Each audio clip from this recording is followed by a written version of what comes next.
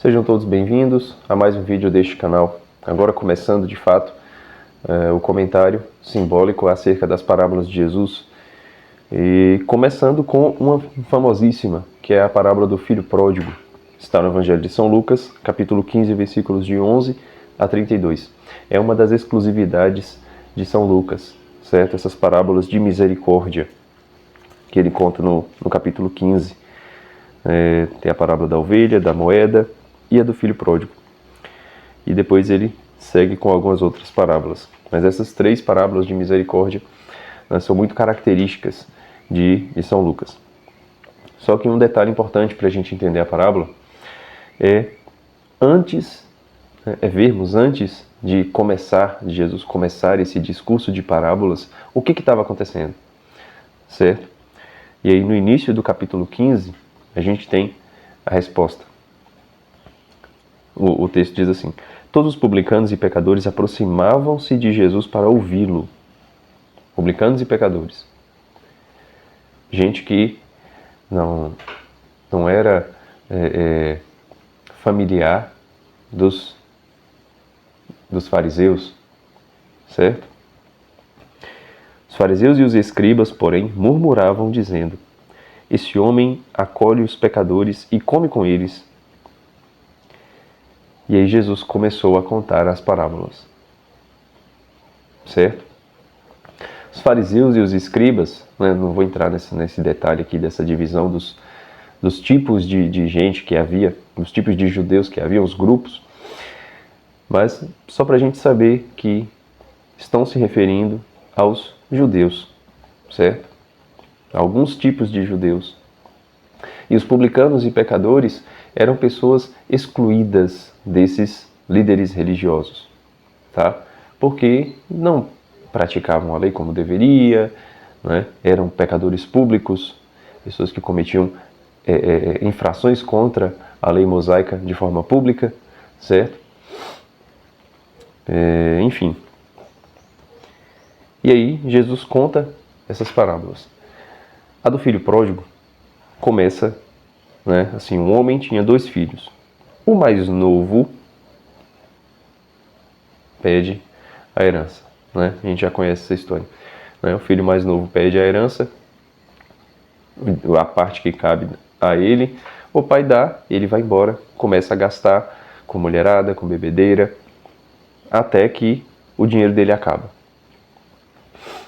Mas se o homem tinha 2 filhos, e o mais novo é que comete esse ato, a gente precisa entender já desde cara quem são esses 2 filhos. O texto deixa claro que um é mais novo, o outro é mais velho. Então, o mais novo, ele simboliza alguém que é novo nessa família.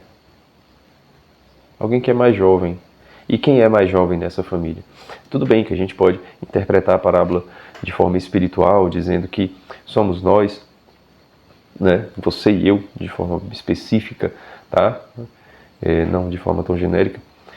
Mas se Jesus estava falando em resposta aos fariseus que murmuravam aquilo contra Jesus, de que ele come e bebe com os pecadores, o filho mais novo simboliza justamente essas pessoas que são novas na fé.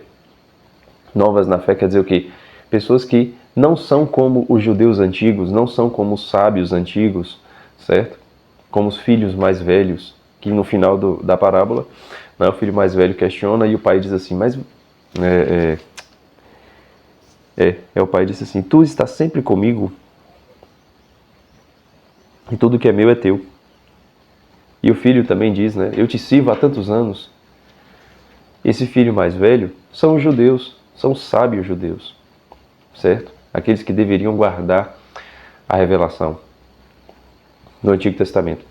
O filho mais novo são todos os outros povos que receberam por último a fé, certo? Então os povos pagãos e também esses pecadores, esses pequeninos que não tinham tanta sabedoria assim, os publicanos e pecadores que Jesus se envolvia no meio. E aí o que acontece? Por que esse filho mais novo é o esbanjador da herança do pai? Porque muitas vezes não, esses neófitos no judaísmo e os povos pagãos, Eles esbanjam os bens que receberam de Deus. A herança do pai é um sentido de que eu não preciso reconhecer meu pai vivo. Para mim, meu pai já morreu, eu quero já a herança. Certo? Uma espécie de rejeição da paternidade do próprio pai. E o que esses povos fazem? Porque nós somos pagãos cristianizados, né? Convenhamos, nós não somos descendentes de judeus, a não ser que tenha algum descendente judeu assistindo o vídeo aí, certo? Exceto isso, todos nós somos pagãos cristianizados. Então estamos nesse bolo agora, certo? E o que nós fazemos? Nós esbanjamos os bens que recebemos do Pai. Que bens são esses? Em primeiro lugar, a própria vida. Certo? A vida é uma espécie de dom de Deus, é um dom de Deus que nós esbanjamos quando não estamos prestando culto a Deus, quando estamos gastando nossa vida prestando culto a ídolos, certo? Sejam esses ídolos de forma objetiva, né, como um pecado de idolatria, sejam esses ídolos nosso bem-estar, o nosso prazer, certo? A nossa satisfação ou uma outra pessoa, certo? Quando esbanjamos, como o filho pródigo, como o filho mais novo, com bebedeiras, né, orgias, etc., estamos gastando os bens que recebemos do Pai. O primeiro deles é a vida, certo? Nós também gastamos os nossos dons, os nossos talentos que recebemos de Deus, né? A nossa sabedoria, a nossa inteligência, as nossas capacidades, certo? As nossas predisposições físicas para realizar uma obra, quando realizamos essa obra fora do viés para a glória de Deus. Quando fazemos isso, estamos gastando a herança que recebemos de Deus. E aí o que acontece lá na frente? O filho pródigo, depois que gasta tudo, ele procura trabalho naquela região e só encontra trabalho quando um homem faz com que ele guarde os porcos no campo. Um criador de porcos quer que ele guarde os porcos e ele faz isso. Mas ele tinha fome, ele trabalhava e não estava recebendo. O que acontece, né? Que negócio é esse? Como é que ele está trabalhando, guardando os porcos e ele não tem um dinheiro para comer? E aí ele queria matar a fome com a comida dos porcos. Até que ele para e pensa, poxa, quanto dos empregados do meu pai, não está nem falando do filho, do irmão dele, né? Nem está falando dele quando morava lá, dos empregados de meu pai, tem pão em abundância. Gente, isso daqui é muito significativo. Tudo isso aqui, toda essa parte. Quando ele vai guardar os porcos. O que são os porcos para os judeus? Animais amaldiçoados. Amaldiçoados assim, animais em que nós não podemos nos alimentar. Certo? Animais que são impuros, essa é a palavra, tá? Animais impuros. Ao cuidar dos porcos, ele está se misturando com aquilo que é impuro. Ele começou rejeitando o pai. Na sequência, ele esbanjou seus bens e, por fim, ele se misturou com aquilo que é impuro. Impuro. Ele está maculando a sua alma, está degradando cada vez mais. E aí ele se inveja, ele deseja a comida dos porcos. Ele não quer apenas se misturar com os porcos. Agora ele quer ser um porco. A sua alma está definhando cada vez mais. Sua alma quer se animalizar ao ponto de se tornar um porco. Esse é o processo que acontece quando a gente se afasta de Deus. Dá um passo para se afastar de Deus. Quando a gente comete um pecado, quando a gente realiza uma idolatria e simplesmente a gente continua rejeitando a Deus, ao invés de fazer o processo, né, que o filho pródigo vai fazer na sequência, certo? Mas quanto mais a gente demora de fazer esse processo de arrependimento, de mostrar a nossa miséria para Deus, a gente vai definhando. A nossa alma vai se afastando, vai se degradando. Vai se misturando com aquilo que é impuro e, por fim, se animaliza, certo? Cai no pecado mortal. E o que é um porco? Né? O simbolismo natural. Que é impuro para os judeus, beleza. Mas por que o porco é um animal impuro e dos impuros escolheu logo o porco? Porque o porco, ele é... Tá, a gente já imagina logo um porco sujo de lama, né? Um chiqueiro, certo? Misturado com suas fezes e tal, uma porcaria. Não é? Mas o que é o porco? O que o porco faz além disso, além de se sujar de lama? O porco é um animal que nunca olha alto. O olhar do porco está sempre baixo. Está sempre onde o seu focinho toca. Então o porco é aquele que não consegue levantar o seu olhar com facilidade. Certo? Como é que nós vamos olhar para o alto? Se você está acompanhando as aulas do Depósito da Fé, você deve se lembrar do que aconteceu com a história de Susana no livro de Daniel. Os anciãos não estavam mais olhando para o alto. E aí, seu juízo moral foi para as cuncunhas. Né? Nós temos que ter um olhar no alto. Não apenas literal, né? Olhar para o céu, contemplar a beleza do céu. Mas os olhares que se direcionam até Deus. Certo? O porco é aquele que não olha. Nem sequer olha para frente direito. O olhar do porco está sempre baixo. Está sempre voltado para aquilo que o satisfaz. É o alimento, certo?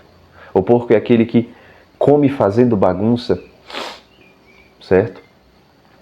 Se alimenta de forma exagerada, feia, certo? Come lavagem, uma comida suja, certo? Mal cheirosa. E também o porco é um animal voltado para o prazer. Não sei se todos sabem, mas o orgasmo de um porco dura 30 minutos. 30 minutos. É uma coisa assim... Poxa, mas como é que o bicho tão sujo tem um negócio desse? Não quer dizer que o ato sexual, o ato conjugal seja algo sujo. Não, mas significa que o porco está totalmente voltado para o prazer, para satisfazer a si mesmo, satisfazer a sua barriga, satisfazer os seus desejos mais baixos, certo? Quer dizer isso, significa isso. Existe uma beleza no ato conjugal, no ato sexual, certo? Eu também falei disso na aula sobre Cântico dos Cânticos. Dê uma olhadinha lá no Depósito da Fé. Mas o porco, ele tem nesse aspecto, de estar voltado somente para o seu prazer, para a sua satisfação pessoal, certo? Então ele é símbolo dessa busca pelo prazer, dessa busca por se satisfazer. E por isso que o filho pródigo ele se mistura com os porcos. Ele estava buscando o seu próprio prazer, sua própria satisfação. E aí ele foi se animalizando, ele foi definhando cada vez mais, ao ponto de querer se alimentar da comida dos porcos. E se alimentar da comida dos porcos é se tornar um porco. Certo? E aí ele se lembra que os empregados do pai têm pão em abundância. Quem são os empregados do pai? Não são apenas os filhos, são os servos mais simples. Os servos mais simples. Os servos mais distantes, os servos que têm menos poder, menos autoridade no reino de Deus. As pessoas mais pequenas. Essas têm pão em abundância. Se elas têm, quanto mais próximo do Pai, é óbvio que vai ter pão em abundância também. E o que é o pão? O pão é o fruto do esforço, a graça que envolve o nosso esforço. É como o maná, a graça gratuita de Deus. Tem pão em abundância, tem graça em abundância, tem graça atual em abundância. Tem graça santificante em abundância. É aquele que se doa, o Pai, e que envolve o nosso esforço, o nosso trigo, e transforma em pão. Assa essa massa e transforma em pão. E o pão é em abundância, então não significa que é apenas o assar do nosso esforço, da massa de pão que nós fizemos. Não, mas tem graça gratuita. Deus se doa. Deus se doa aos seus empregados. Certo? E aí ele pensa, né? Não, vou voltar para meu pai e vou dizer, pequei contra o céu e contra ti, já não sou digno de ser chamado teu filho. E aí ele volta para casa. Quando ele pensa nisso, é lógico, se ele já teve o arrependimento, a graça já começa a cobri-lo. Né?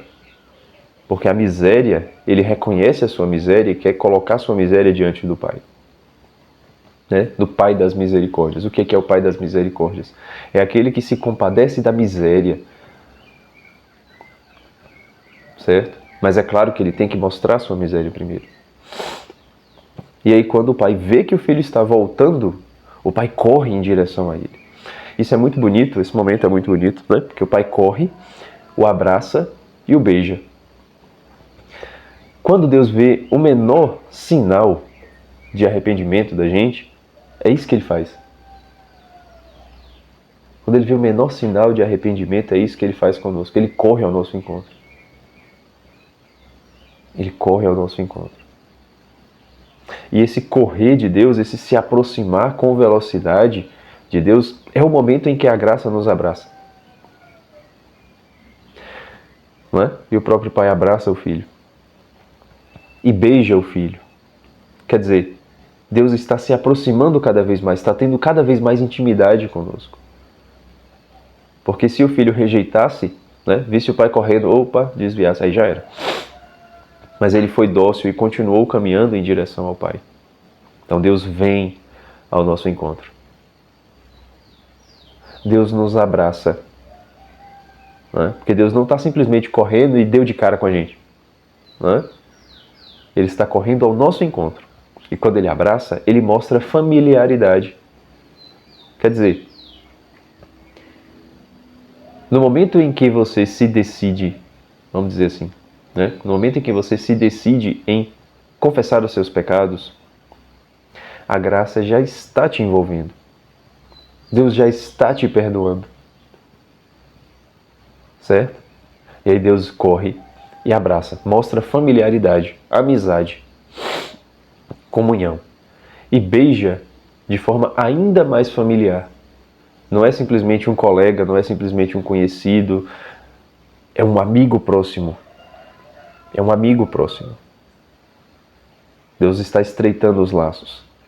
Certo? E aí o filho fala, né? Faz a sua confissão. E é necessário fazer a sua confissão. Né? O filho precisa mostrar a sua miséria diante de Deus. Ele necessita, mas o pai não já sabe? Claro que o pai sabe, mas a misericórdia ela só acontece quando a miséria está presente. Certo? Quando a miséria está presente. Deus já sabe de todas as coisas. Então, se Deus sabe todas as coisas, eu não preciso fazer nada, não preciso falar nada para Ele. Não é? Ele já sabe que eu pequei, Ele já sabe que eu vou pecar. Mas isso aí não muda Ele. Não altera em nada o Pai. O Pai continua sendo Pai, continua sendo rico, continua tendo, né, o seu reino. Mas é necessário que o Filho seja mudado, o interior do Filho seja alterado. Então é preciso passar por esse processo de arrependimento, de se afastar da impureza, de ir ao encontro do Pai, de expor a sua miséria, de falar a sua miséria, porque tudo isso está mudando algo dentro do filho pródigo. Para mudar na gente é necessário que aconteça esse processo. E aí o pai, quando escuta a confissão do filho, ele diz assim: trazei depressa a melhor túnica para vestir meu filho, falou para os seus servos, aqueles que têm pão em abundância. Trazei a melhor túnica para vestir meu filho, colocai-lhe um anel no dedo e dai-lhe sandálias nos pés. Trazei um novilho gordo e matai-o para comemorarmos e festejarmos, pois meu filho estava morto e tornou a viver, estava perdido e foi encontrado. Vamos por partes. A melhor túnica para vestir o meu filho. Agora, ele tem uma dignidade humana outra vez. Tem dignidade humana. Mas não é qualquer dignidade humana. A melhor túnica é a roupa de festa necessária para estar dentro do reino de Deus. É o vestir-se de glória. Como no Apocalipse 12, a mulher, Maria, está vestida de sol, vestida com resplendor, com a glória de Deus. Assim como na parábola da festa de casamento, as pessoas estão com traje de festa. O filho pródigo está com a melhor roupa, a melhor túnica. A veste em que Deus nos reveste, Deus nos cobre. Assim como a mãe de Esaú e Jacó faz com que o seu filho se vista de Jacó para receber a bênção. de, de Isaac, né? A mãe é Rebeca, né? Não lembrei agora do nome. Deus nos reveste com a sua graça para que possamos estar dignos no céu. É uma dignidade que não faz parte da nossa natureza. São vestes que nós não conseguiríamos comprar com o nosso dinheiro. São vestes que nós não conseguiríamos fazer com a nossa inteligência e com os materiais que estão disponíveis. É uma veste de glória, é uma veste de graça. É uma veste que nos diviniza, que aumenta a nossa dignidade. Anel no dedo. O anel é sinal de aliança, não é? Um sinal de aliança que nós temos com a outra pessoa, mas é sinal também de autoridade. E muitas vezes, principalmente nesse mundo antigo, né, a pessoa que portava um anel era um mensageiro do rei, né, era algum emissário, era alguma pessoa que tinha uma autoridade no reino. Então existe uma aliança, existe uma união entre aquele sujeito e o rei, certo? Mas existe também uma autoridade desse sujeito diante de outras pessoas inferiores, dentro do reino. Demonstra que o filho recebe do pai uma aliança, está unido ao pai e ao mesmo tempo a autoridade sobre os menores, sobre os servos. Ele tem poder sobre os servos, sobre os pequenos. E sandálias nos pés.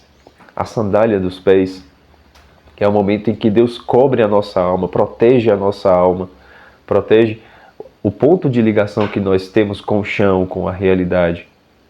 Como no Êxodo, Deus faz com que Moisés tire as sandálias porque está em solo sagrado, para que Moisés entre em contato mais íntimo com Deus. Aqui, o pai coloca a sandália nos pés do filho para proteger a sua alma, para proteger o seu filho de novas quedas. Não vai impedir que ele tire a sandália e pise no espinheiro e se machuque. Né? Não vai impedir que ele se encoste numa víbora e seja picado novamente, tá? Pelo pecado. Mas existe uma proteção de Deus. Existe uma proteção que, se a gente coopera com essa proteção, se a gente conserva essas sandálias dos pés, a gente se manterá e continuará caminhando, conseguirá caminhar distâncias maiores com essas sandálias novas, certo? E assim foi o filho pródigo. Com sandália nos pés, anel no dedo e a melhor túnica, ele entrou para a festa. A festa de comemoração, né, onde se matou um novilho gordo para comemorar. O filho agora ele não precisa mais comer comida de porcos, não precisa mais comer lavagem, se misturar. Agora ele está numa festa, onde ele se alimenta do novilho, se alimenta do animal que é ofertado em sacrifício a Deus. Um animal que é entregue a Deus. Deus partilha do seu alimento conosco. Certo? Ele está se misturando agora com a família real. Ele recobre a sua dignidade humana e recebe uma dignidade até quase divina. Ele está sendo divinizado. É o processo que acontece conosco. Certo? A história do filho pródigo, ela mostra não somente o pecado e arrependimento, redenção, mas todo esse processo de queda da alma e ascensão da alma. A ascensão em que nós não somente somos perdoados, mas somos divinizados. Certo? Mas para que aconteça tudo isso, é necessário que no meio, né, entre o pecador e o santo, haja o arrependimento e a manifestação vocal, verdadeira, sincera da nossa miséria. Pai, pequei contra o céu e contra ti. Já não sou digno de ser chamado teu filho. Foram essas as palavras do filho pródigo. E ele foi ousado ainda. Tratai-me como um de vossos escravos. Não é? Ele falou, ele não queria ser como um prisioneiro, vamos dizer assim, né? Pode me expulsar daqui e tal. Não. Tratai-me como um de vossos escravos. Quer dizer, tenha compaixão de mim. Tenha compaixão de mim, me ajude a sair dessa. Mas eu não preciso ser filho de novo, pode me tratar como servo, por favor. É como o bom ladrão, lembra-te de mim quando entrares no teu reino. Ele não falou, me leve convosco. Né? Só lembra de mim. Quando você chegar lá, você lembra que você encontrou comigo. Ele foi ousado. Foi ousado. Mas ao mesmo tempo, nem tanto, vamos dizer assim. E aí a misericórdia falou: em verdade te digo, hoje mesmo estarás comigo no paraíso. Houve a externalização da miséria e a ousadia. Né? A ousadia. E aí o pai diz, né? Porque o meu filho estava morto e voltou a viver. Estava perdido e foi encontrado. Claro, estava morto. O filho estava morto? Não estava. Né? Mas ele morreu por conta do pecado. Houve ali o pecado mortal. Certo? Desde o começo. Desde o começo. Ele só foi piorando as coisas. Só foi cometendo novos pecados que foram fazendo ele definhar cada vez mais. E estava perdido. Por que estava perdido? Porque o pai o perdeu? Não. O pai sabia exatamente onde é que ele estava. Ele que estava perdido dele mesmo. Quando a gente se afasta de Deus, quando a gente peca, quando a gente passa por esse processo de animalização, é a gente que está perdido. É a gente. A gente que se perde no meio das coisas, a gente se afasta de nós mesmos, daquilo que nós devemos ser, deveríamos ser. E aí o filho foi encontrado, porque ele se reencontrou primeiro. Né? Se ele tivesse perdido, como é que ele ia achar o caminho de casa? Não é? Então, ele não estava perdido da casa do pai, o pai também não o perdeu, ele estava perdido dele mesmo. E aí, nesse processo, ele se reencontrou. Esse nosso esforço, esse esforço que nós fazemos para sermos cristãos e estar na igreja, praticar a religião, é um processo de autoconhecimento. Porque quando a gente se entrega às paixões, quando a gente se entrega, né, aos desejos, etc., a gente está satisfazendo um aspecto da gente, né, é óbvio, ali o prazer, né, mas é muito material, isso é muito físico. A nossa consciência está muito acima do físico. A consciência, né, porque quando a gente pensa assim, beleza, eu tenho consciência. Qual é a consciência que eu tenho? Eu olho para uma foto minha de 10 anos atrás e eu sei que sou eu. Eu olho meu reflexo no espelho, eu sei que sou eu. Eu tenho consciência. Né? Os animais não têm isso. Coloque um gato na frente do espelho e ele vai tomar um susto achando que é outro gato. Né? Mostre a foto de um cachorro, sei lá, 5, 10 anos antes para o cachorro atual, ele não está nem aí para isso. Né? Os animais não têm essa consciência que o ser humano tem.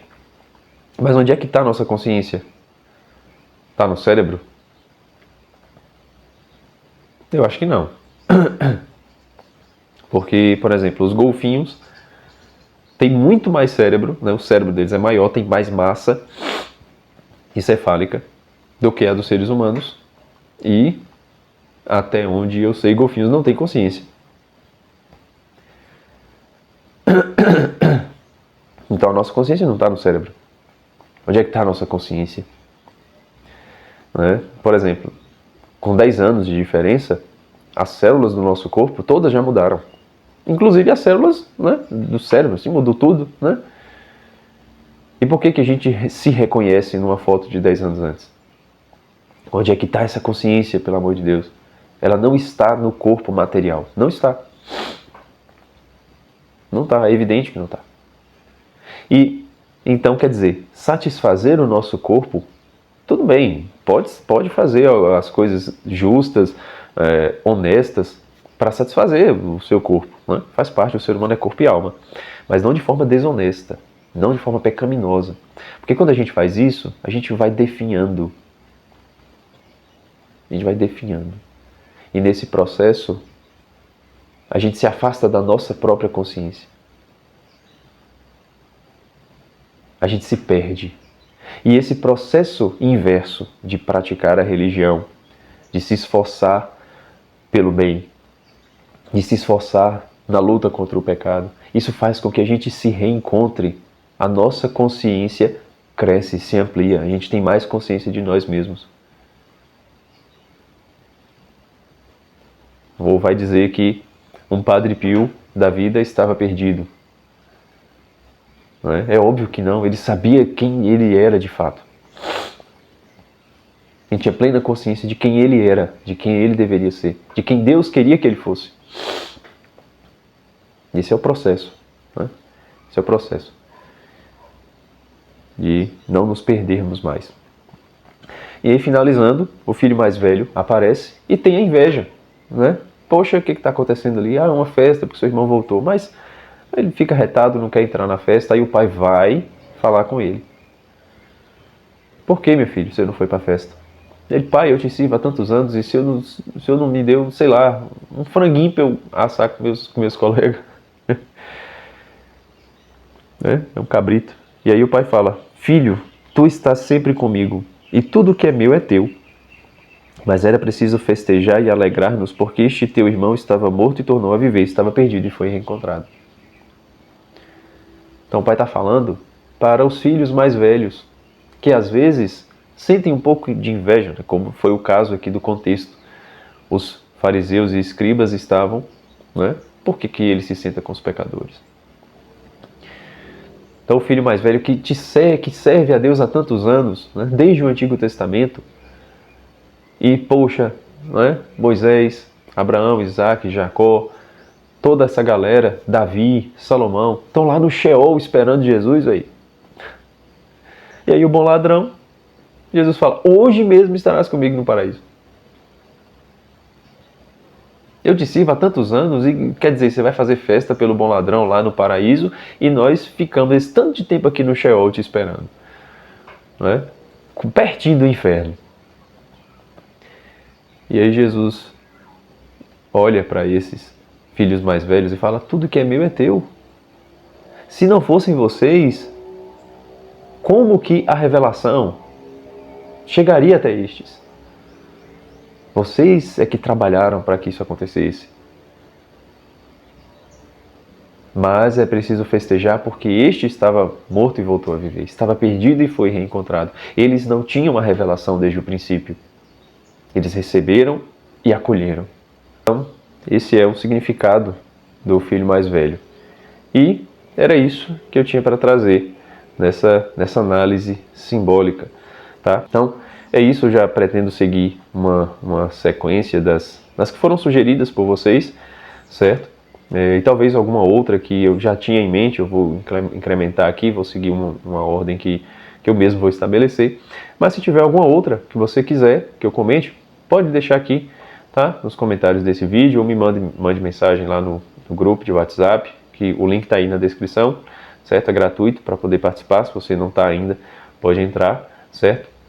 Ou em alguma outra rede social, tá bom? Pode entrar em contato comigo, que eu vou ver a possibilidade de comentar a parábola e encaixar aqui na sequência da série, tá certo? Então, muito obrigado e até o próximo vídeo.